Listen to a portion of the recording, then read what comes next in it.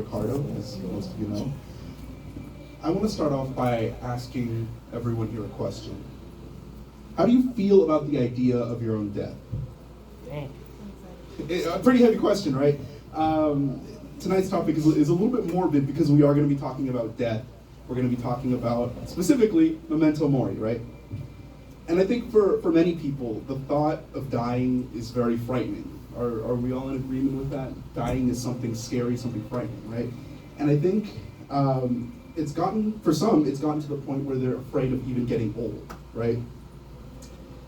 But for me, when I wake up in the morning, I feel like I've been given another chance, right? And I think the more we advance as a society, the more death has receded from our consciousness. And it's for this reason why I think we, as Catholics and as Christians, we should be thinking more about our death, right? Now, the spiritual practice of memento mori goes back all the way to the beginning of salvation history. After the first sin, God reminds Adam and Eve of their mortality. You are dust, and unto dust you shall return. Genesis chapter 3, verse 19. And although the phrase, we're going to start off talking about a little bit of history first, right? So the phrase memento mori itself is a Latin phrase. And because it is a Latin phrase, that means it originated with the Romans, right? So where the phrase came from was you had Romans you would have like a Roman general who would win a battle or something, and they would parade him down the streets of Rome, right? But in order for him to not become too cocky, too overconfident, they would have a slave follow him. And that slave would whisper in his ear, "Remember that you will die," memento mori, right? I think that's a pretty good cure to overconfidence, right? And I think the idea of memento mori was the antithesis of the carpe diem attitude that dominated Rome at the time, right? Because memento mori reminds us that worldly luxuries are fleeting. And when it was adopted by a lot of monks, nuns, ascetics, it forced them to ask questions, right? And if we think about memento mori, it forces us to ask ourselves questions like, where am I headed? Are my choices diminishing my humanity and leading me to evil? And how are my choices corresponding to God's grace, right? So I'm going to go ahead and talk a little bit more about the history here, right? It became very, very popular in the Middle Ages, again, mostly among nuns and monks and friars, right? But it becomes a moralizing idea, right? I just talked about some of the questions that we might ask ourselves when we think about memento mori, right? And it brings death and salvation to the forefront of the consciousness, right? And it became popular because of the bubonic plague, right? Because what's happening during the bubonic plague is lots of people are dying, right? So I'm going to go ahead and talk about some of the biblical foundations of memento mori.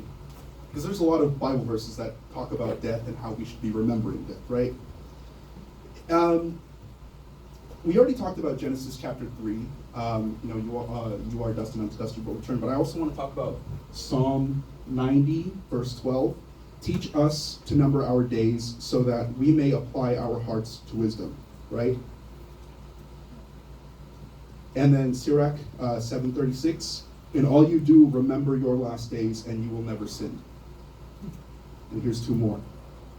Of earth they were made, and into earth they will return together.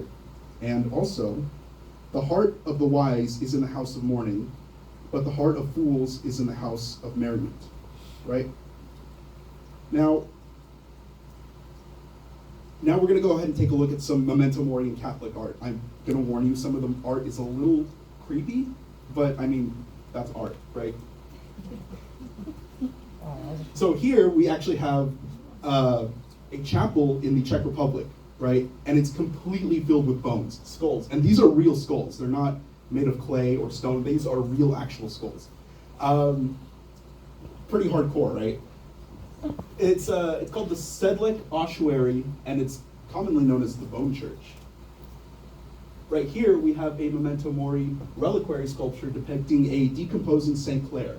This little hole right here is meant to store the relics of saints. And some of St. Clare's relics were actually placed in that reliquary statue right there.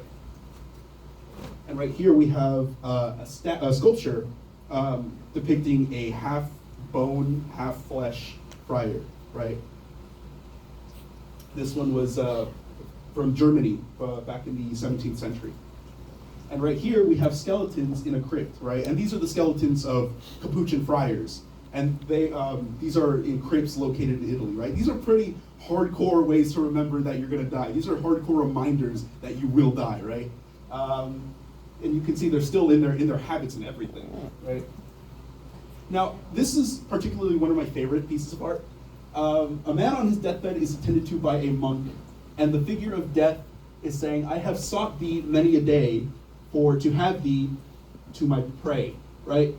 And so right here, he's like being stabbed by the skeleton right here, and Christ offers the man absolution for his sins on his deathbed, right? This was made in England, mid-15th century, right? Memento mori images, especially deathbed scenes, were often created to encourage people to think about their death in terms of Christian salvation. And memento mori became a popular way to comfort the people dying of the bubonic plague. Yes? I just wanted to add something. Does that look kind of familiar? Did you see anyone with a spear and being stabbed in the side? Oh, you know what? I didn't even realize that. But yeah, the symbolism of the spear. That's where Jesus was stabbed up on the cross, and he bled water and blood by the spear of destiny, and by one of the Roman soldiers. So in his death, in this way of dying, he is actually connecting with Jesus, because he's dying similar to Jesus. Now, I want to ask this question again, right? Because we kind of just went through a lot there. How do you feel about dying? Are you still afraid of dying, or are you kind of sort of looking death in a different way? I know probably maybe this little slideshow isn't going to convince you to look forward to death or anything like that. But, I mean, one can try, one can hope, right? So now I want to talk about the way in which some saints incorporated memento mori into their lives as saints, right? We've got a few images here. And by the way, I added this quote from, I don't know if any of you guys know who Marty Robbins is. He's a country singer. But when I was working on this presentation, the song "The Master's Call" came on. It's a really great song. I like that song. But it talks about how essentially a man was given another chance at life after he stole some cattle. And this line really kind of like stuck out to me when I was making this presentation. The master had a reason. His life is his to take or give. So I want to talk first about Saint Therese of Lisieux, right? Lisieux, yeah, there you go. And one of her most famous quotes is, "The world is thy ship and not thy home," right? What does this quote mean? It means that earth is temporary for us, right? We're pilgrims on this earth, and our true destiny, our true calling is for us to go to heaven, right? Saint Teresa of Avila, doctor of the church, kept a human skull at her desk that she contemplated as she was writing her books and her essays. Saint Francis of Assisi affectionately referred to death as sister death. And I think this sort of attitude helps us see death as not some frightening foe that we have to overcome, but more so as something hopeful, right? Something hopeful after death. There is something hopeful after death. Saint Benedict of Nursia. In chapter 4 of the Rule of Saint Benedict, we are encouraged to keep death daily before our eyes, because we are reminded that God is the ultimate master of our lives, even if his presence isn't always evident, right? So, and it's not just these saints, it's so many saints that always constantly keep death at the forefront of their consciousness, right? And they keep it there to sort of remind themselves of the choices that they make, right? So now, one more time, I'm just going to ask the question, how do you feel about your death? That's it. That's all.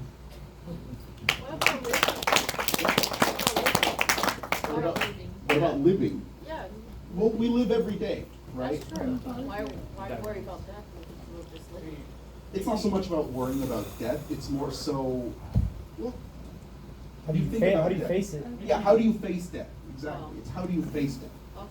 I do have a thought on that. Yes. I think Yeah. that death, I mean, if we lived forever, life would be, I mean, death kind of gives life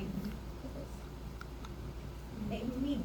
Exactly. And so thinking about death and remembering, you know, our own mortality gives meaning to our actions, that our time is limited here, and we have to make the most of it. I think that's a very good point.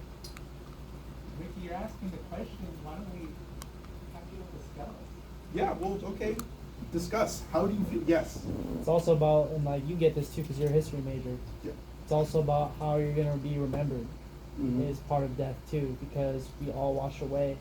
But some of us, like how we live on is through our legacy. Mhm.